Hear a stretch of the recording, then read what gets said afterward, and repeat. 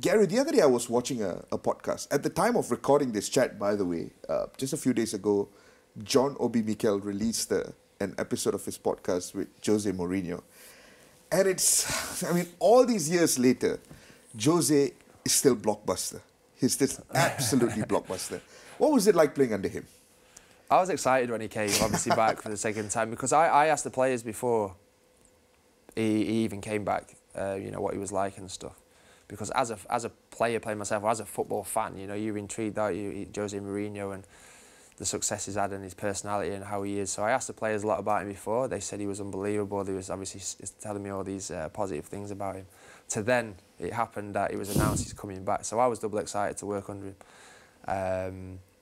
And yeah, he's a big personality, very intense in his work, really intense in his work, which I've noticed, you know, all the top managers have this trait. They don't seem to switch off, and they're always trying to prepare for their next game and what tweaks they can make to prepare and get the better of the opponent. So very intense, very confident in his work, and tried to drive this, almost this mentality of, it's us against everybody else. See, I was about to ask that. That was about to be my next question. Yeah.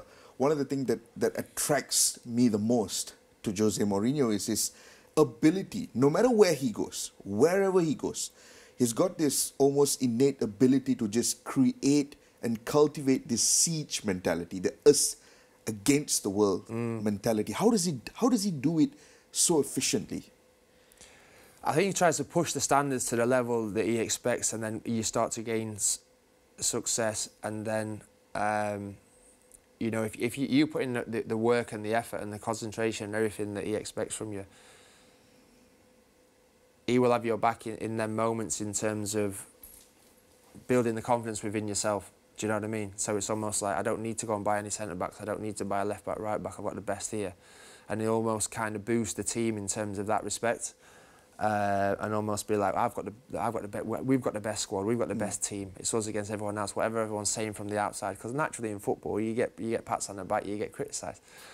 So he would try and drive it in that way, I think. Work really hard internally, don't listen to the noise outside, and he would take a lot of that noise as a frontal figure of the squad.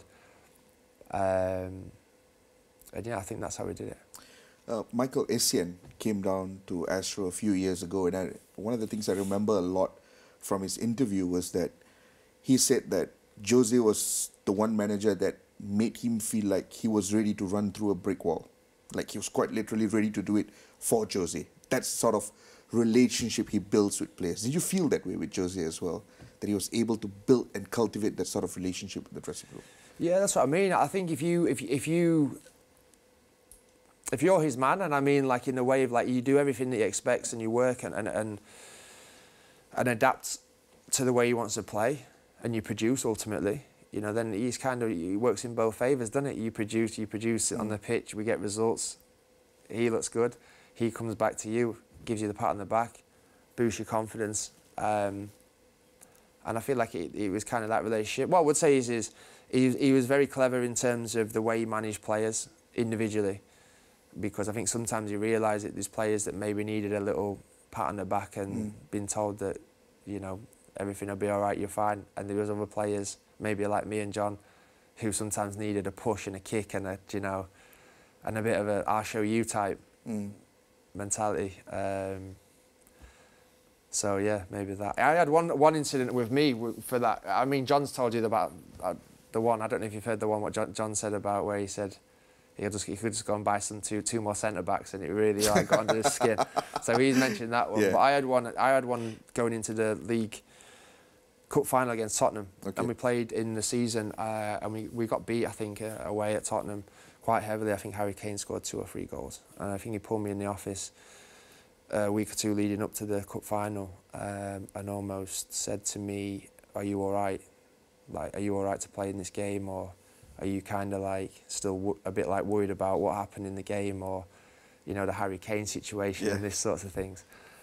And in my head at the time, I was fuming. I was sat there thinking, are you like, do you think I'm that mentally weak that I would worry about that? Like, I can't wait for this final. And I went out of the room almost like slamming the door open as if to be like, I'll show you. Do you know, like, make sure, like, play me, like, I'll show you. And I was fuming. I was fuming that he doubted me. I was fuming that he thought I'd have that in my head. Like, I thought he knew me as a person. And I went that week almost going into the game angry. Like, I can't wait till I play in this game. I'll show you. To the point that obviously the game come and it went and we won and kept a clean sheet. And it went till after where I just thought, nah, you've done that on purpose. Like, do you know, like, it was one of them things. But the whole week I was fuming. And looking back now, it was just probably one of them moments where I reckon he shut the door behind me and went, yeah, I've got him.